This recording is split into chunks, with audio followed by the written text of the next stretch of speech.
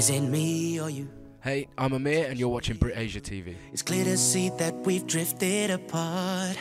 I first started, I was around 3 years old, and I saw a video that Mum had recorded of Michael Jackson on TV, and I just started from there and I never stopped. And basically I've kind of let that shape my sound. Not hearing what you're saying, everything around was changing at the speed of light. I decided on the mainstream route and not necessarily going towards the Punjabi way was because the influences was always people like Michael Jackson, Jamiroquai, James Brown, and people like that, George Benson, George Michael, and so, you know, I didn't hear them sing in Punjabi, so why should I? I understand I'm Punjabi and very proud of it, but, you know, musically, that's not my influence. The taste of your lips is magic. There's no one else for me but you. Well, back in the day, always, as I said, Michael Jackson, George Michael, James Brown, but also later in my life, I started listening to rock music when I started playing drums, so I liked Foo Fighters, so Dave Grohl, Foo Fighters, Red Hot Chili Peppers and Oasis and people like that, Guns N' Roses, Queen, but the main influence was always Michael Jackson at the beginning, and then Craig David, Eminem, Dr. Dre, Snoop and everything. I just listened to all kinds of music, so I kind of look to my life and how I'm living and just decide what kind of music I want to write at that time.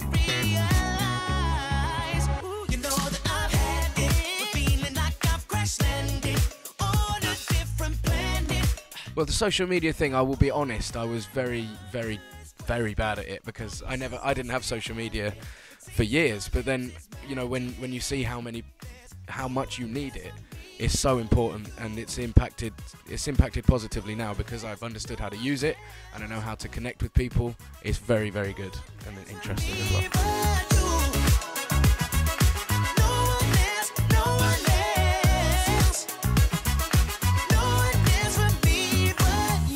Right now, I'd love to collaborate with Amir.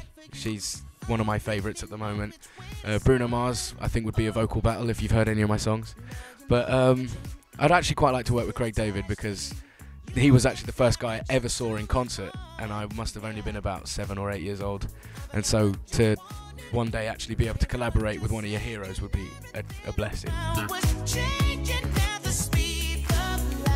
I'm in here because Tarti Hildi was the last song that that the DJ played at my parents' 20th anniversary.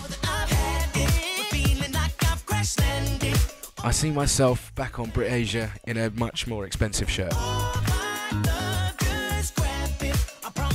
In 5 years' time, hopefully, you know, just one of the biggest names in the world. That's how I'd love to be seen, but it remains to be seen. I've got to keep working.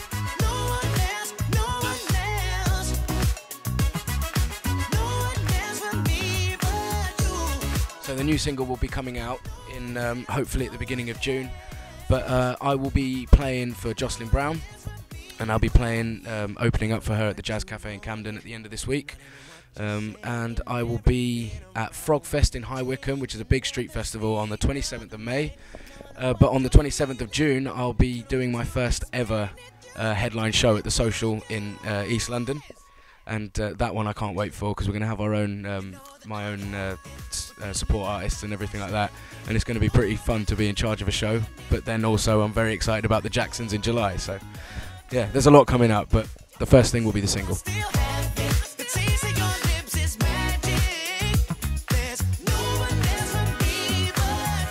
You can find me at Amir Official UK across every social media platform. I forgot what you wanted. Not even what you're saying, everything around was changing at the speed of light. Now I know what you're feeling. Hey, I've been Amir and you've been watching BritAsia TV. You have made me realize